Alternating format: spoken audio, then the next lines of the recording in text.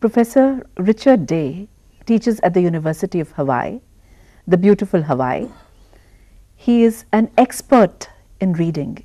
In fact, he is the best in the world. So we are very fortunate to have him with us. He has worked extensively on extensive reading and in fact, he is known as the father of extensive reading. So we have a father figure with us in a sense. He has written several books on reading, and I'll just mention 3 of them so teachers can look at them. New Ways in Teaching Reading, Extensive Reading in the Second Language, Extensive Reading Activities for Teaching English. He's written several articles in the most prestigious journals. He travels all over the world, and in fact the National Teachers Organization of Malaysia gave him an award as well. So we're extremely happy to have Professor Day with us. So a very warm welcome to you, Professor Day. Thank you. Delighted to have you here. Thank you for the nice introduction, if not exaggerated, I think. No, it's not exaggerated at all, yes, because I attended your workshop. Yeah. It was an amazing experience for me. So now let's sort of help our teachers. Okay. So let's begin at the beginning. What is reading, Dr. Day? That's a good question. Reading is very easy to define, but some people find it difficult to understand.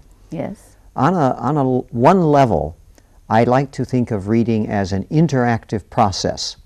An interactive process, not passive where the information is in the text and it comes into the reader's mind. That's sort of an old-fashioned view of reading. Yes. What we believe now is that there is this interaction between the text and the reader. The reader uses his or her knowledge, knowledge of the language, knowledge of the information in the text, knowledge of the world, to build, to create meaning. So is that something in terms of the schema theory? Is that schema theory actually is a psychological construct that tells us how we organize information in our mind. So it really, now we realize it doesn't have that much to do with reading, but it helps explain how we organize or categorize information in our mind. You talked about 4 approaches to teaching of reading. What are these approaches? Okay, that's a good question. Before I tell you about the 4 approaches, I would like to, it's important to know how we learn to read. I think that's really critical. Absolutely, that should have come before. Because that sort of precedes this, how do we teach reading? Yes. And it's how we learn to read is very simple, by reading. Oh. That's all. We learn to read by reading. There's no other way. And we know also from research that the more a student reads, the better reader the student becomes. It's very simple. I like to tell teachers that I will ask them something like, how do we learn to drive a car? Yes. Or how do we learn to swim? We actually have to do those things. We could see a video, go to a lecture about how to drive a car, read the rules of the road, the safety rules, but until we get behind the wheel and spend hours driving under the careful guidance of a teacher, we can't drive. Yes. We've got to do it. It's just like reading. Unless we actually give our students opportunities to engage in the act of reading, they will never become readers. So what we should tell our teachers is that give as much material as you can so that the children read. Children can read. Yeah. Okay. Yeah. I won't get into the debate of the materials not yet. But right. I would like to then ask you now, the next question, which I should have asked before, is what are the approaches to teaching reading? Yeah. Around the world, and India is included in this, generally there are 4 major ways that we teach reading, both in a first language and in a foreign or second language. Okay. The first one's very common to India, and this is common all over the world, and that's called grammar translation. Yes. I'm sure everyone is familiar with grammar translation, where there's a very short passage, short reading passage, very difficult most likely. Students will spend a lot of time looking up the words in their dictionaries and writing the translations above it. Yes. And then they come to class and they've got to stand up or give the translation in their first language.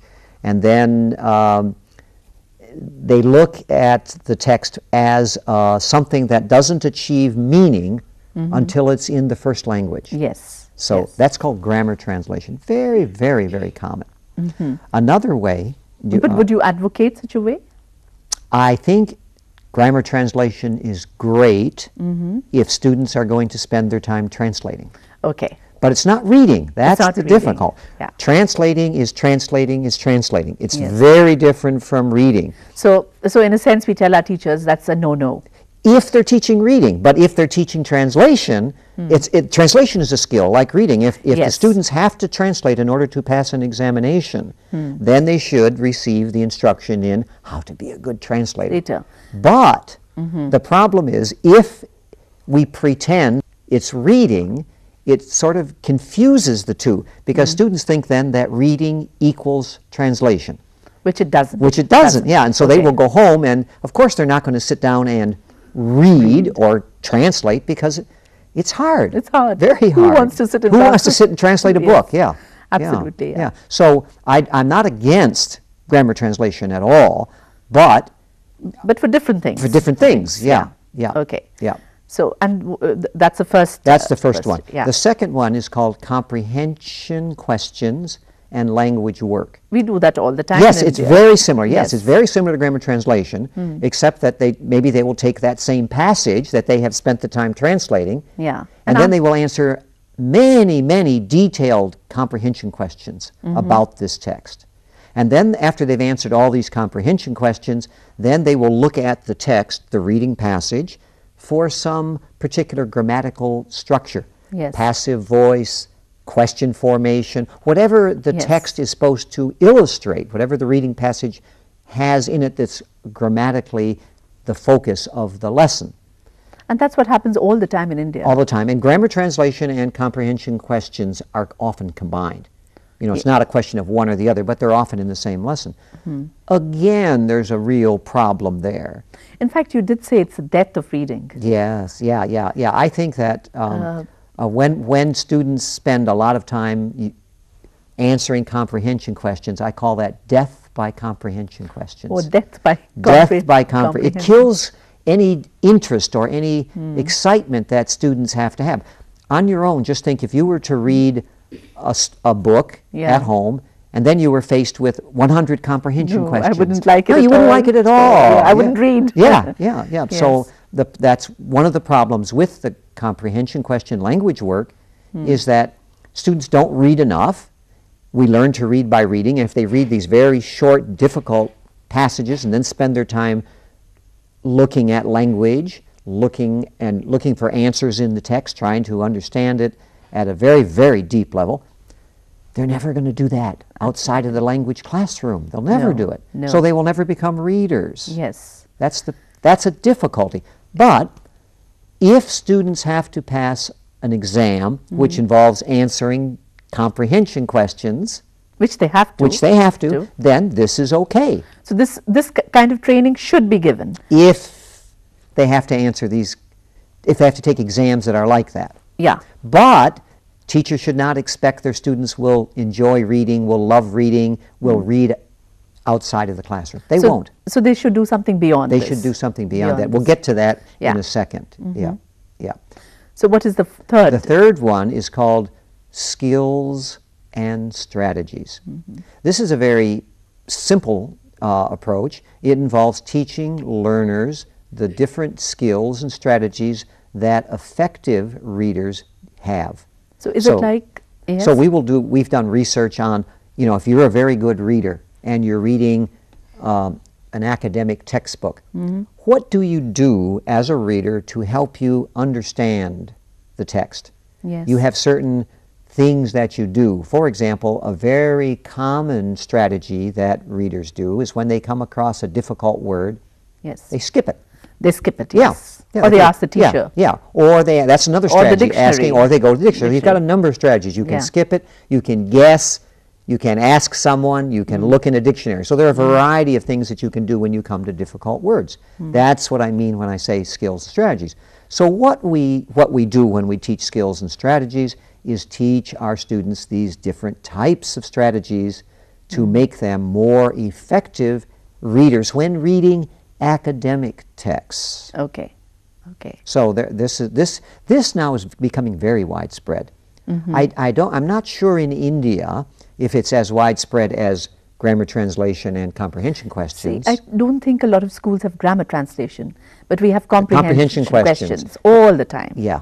I mean, reading is comprehension Yeah, questions. yeah, yeah. Nothing more than that. And skills and strategies we imagine, we get in our question types. So we may give them okay, I see. you know, something like a skimming or a scanning exercise. Right. We may do something of that kind, but it's in the question types. I see. You know, so there is a little bit of focus on skills and happening. strategies. What's happened now is most of the major publishers publishing reading material are all skills and strategies. If you were to go to buy an Oxford University Press or Cambridge or Pearson Education, you don't have a choice. It's all skills and strategies. So we need to make changes here. We definitely need to make changes here. It depends upon your goals. Yes. You know, what do you want students? What do you want students to end up as? We want them to end up as readers. Definitely, okay. most definitely. Well, the difficulty with skills and strategies, it works. Yes. We know from the research that if we give students training in reading strategies, they will be able to answer comprehension questions better than before the strategy training. The research is very clear on that. Okay. But there's a problem with it, and the research shows this. The problem is it really only works with students who are at least intermediate level readers or higher. Okay, it does not work with the primary level readers. No. Okay. And here's the reason why.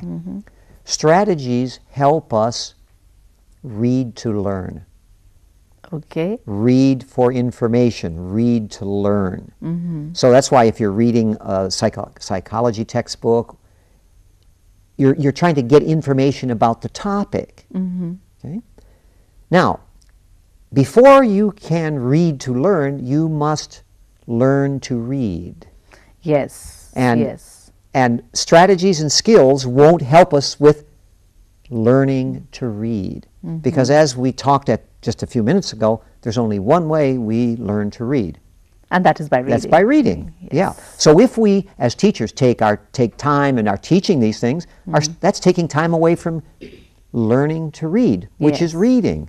Yeah. So the more teachers talk and teach, the less students are reading. Okay. So teachers should be more quiet and give their students more opportunities for engaging in the act of reading. So skills and strategies are great. I would say they're probably best at a university level where we've got students at an intermediate or higher level. Yeah, but definitely not at the primary school level. Not at, no, waste of time. Waste of time, And okay. boring. Students Yes, might get absolutely. bored with it, Yeah, you know? yeah. They don't see the value in doing it. And so the last... The last one is extensive reading, something that Yeah. you mentioned in your very kind introduction. Yes, okay. Yeah. So which is what the teacher should focus on. At the beginning stages of reading, I think so, yeah. Because in extensive reading, by definition, students are reading extensively. They're reading a lot. And so this is the fourth approach, and this is the only one of the four that I've talked about that actually has the potential for having our learners become readers. This is a problem which I must ask you, because we, in workshop, teacher training workshop after workshop, we, have this kind of problem. There is this tradition of reading aloud in the classroom. So, and it's very difficult to convince teachers to read, that reading is actually a silent activity. Can you now try your luck and convince our teachers? Okay, I'm going to do two things though. First, I'm going to say that students standing up, reading a passage, a sentence or two, and sitting down is not reading. This is actually pronunciation. Yes. It's really a pronunciation activity. It's okay if the goal is pronunciation, but if the goal is reading, it doesn't work. However, that said, at the very early stages of learning to read, Yes. students need to hear the language spoken while they're looking at a reading passage. Okay? So instead of having the teacher ask students to stand up and read, Read, yes. it's a good idea for teachers to read aloud to the students and they can follow along Oh. in their books. So Okay. what they're doing then is getting the association between the sound that they hear and the printed word on the page. Okay. So they could say, well, that's how that word sounds. That's how that word sounds. All right. At the beginning stages of reading, this connection between sound and the word, the printed word, is critical. But say from class 4 or grade 4, Yeah. they should not do such a thing. They should have that connection. They should Okay. have. Now, if I were going to learn Hindi, for example, I would have to have you or someone else who's fluent in reading read to me, so I can. What are all these funny little things that I see all around me here? Yes, What what is the connection with the sounds? Okay. And until we get that oral connection, we can't really read. Okay, so at the primary level, it's okay, It's but never very, after. very, very important. But Very. not after the primary. I wouldn't recommend it. But Okay. you know, you think of first language reading. As a parent, you read to your son Yes. all the time. right? Yes. And that's where in first language reading we get this sound printed word connection.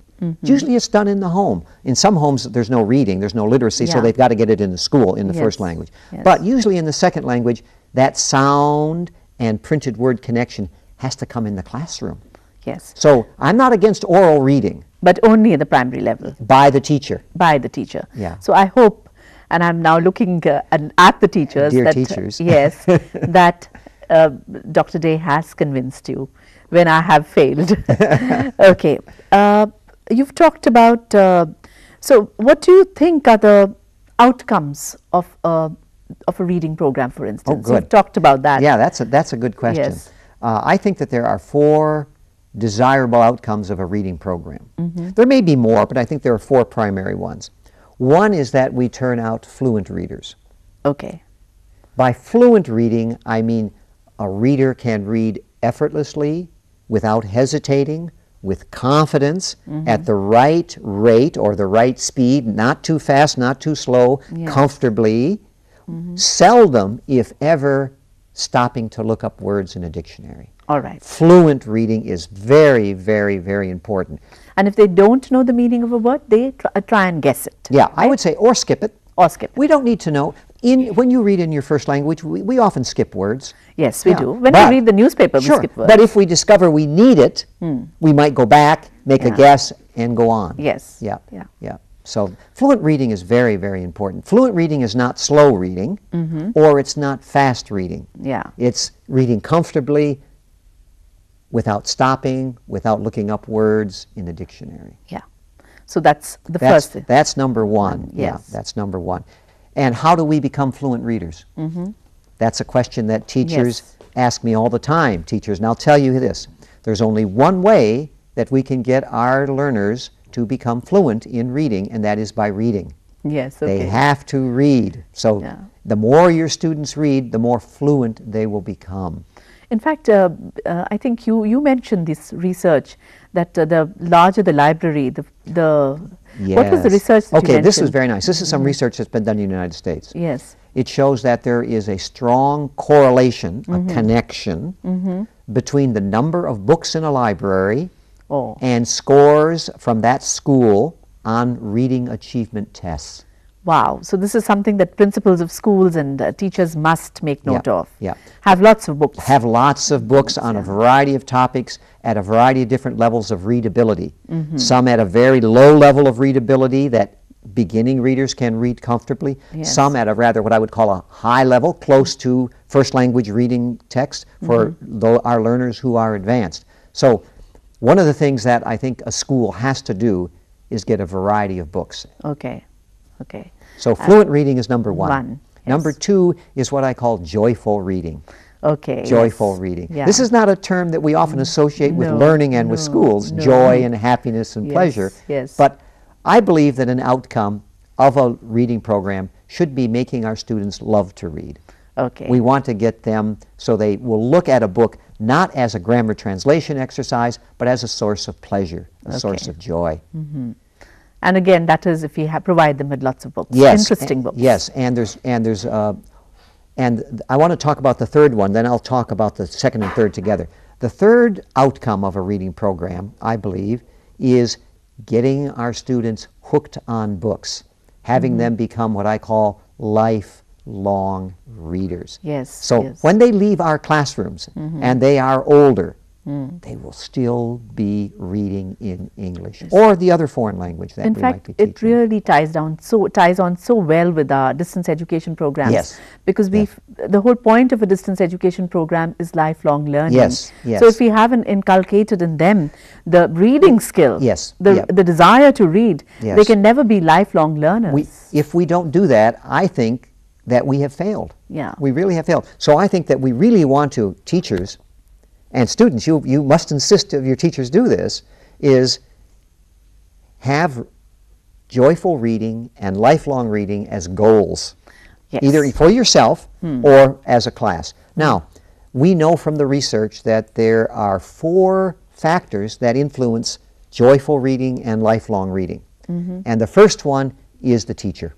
Maybe, well, not the primary one, because these 4 are all important, but if the teacher loves reading, Yes. is passionate about reading, and shares that joy, that love, that passion, maybe the students will catch it. Yes. And I like to ask teachers when I do workshops, is reading caught or taught? Caught.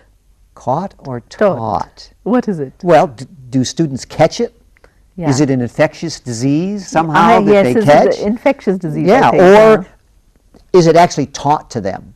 And that's kind of a trick question, because I think it's a combination. Okay. But certainly it's caught. It's caught if the teacher is passionate and is a model of a reader and shares her or his love of reading. And if the teacher doesn't do that, Yeah. both of these outcomes, joyful reading and lifelong reading, they're not going Did to not happen. happen, No. okay. And the second one, I said there were 4 factors Yes. influencing joyful and lifelong reading. The second one is the materials themselves.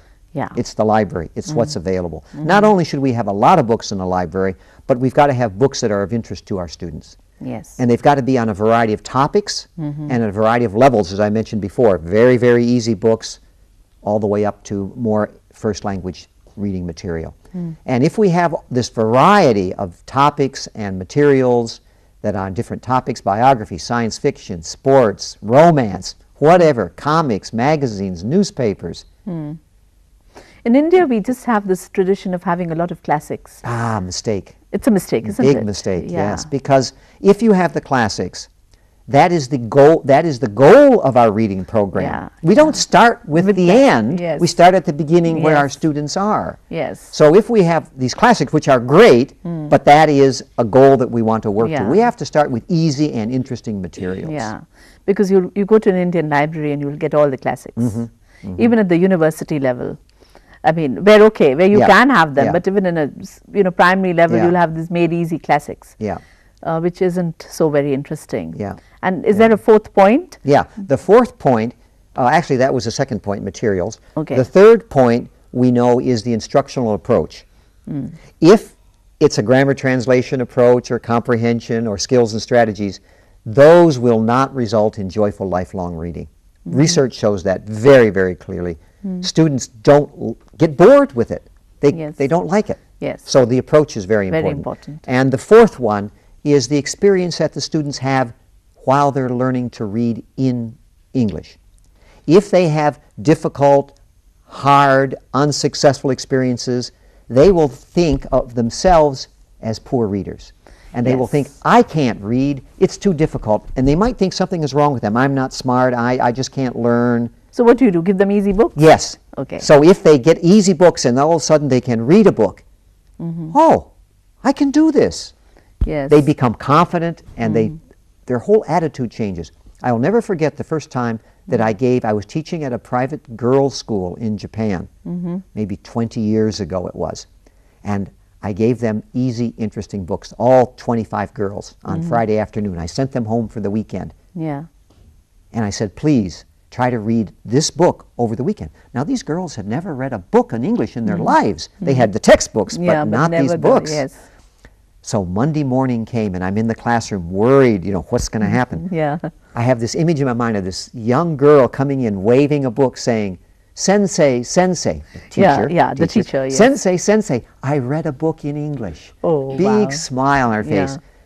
I'll never forget that moment. I realized something's important's going on here. Yeah. Yeah. And you did, was that, did the dream come true? Yes, yes, Oh, and that was wow. my beginning Yeah. of working with extensive reading. Okay. Let's go on to the classroom, you know, the Okay. Indian classroom. Okay. We do talk about pre-reading skills, the while reading activities, the post-reading. I mean, or in our material that we send to our teachers, the teacher training material that we send, we have these 2 courses on teacher training. We do talk about this. So can you just elaborate a little bit on the pre-reading, the while reading, and the post-reading? Sure. These 3 phases, pre, while, post, are associated with skills and strategy reading. Okay. Yeah, yeah, they're not, generally, we don't associate them with extensive reading. Now, the idea of the pre-reading is to do 2 things. And this is where your schema theory question came in a little while ago. Yeah. The idea is that we have knowledge in our mind and it's organized in various schemata. The plural of schema is schemata. And what the idea is to help the students begin to think about the topic of the reading.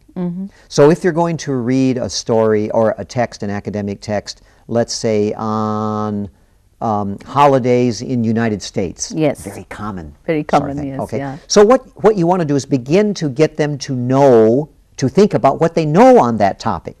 So they can relate their knowledge to the topic of the reading. Remember at the beginning I said that reading is an interactive process where we use our knowledge to interact.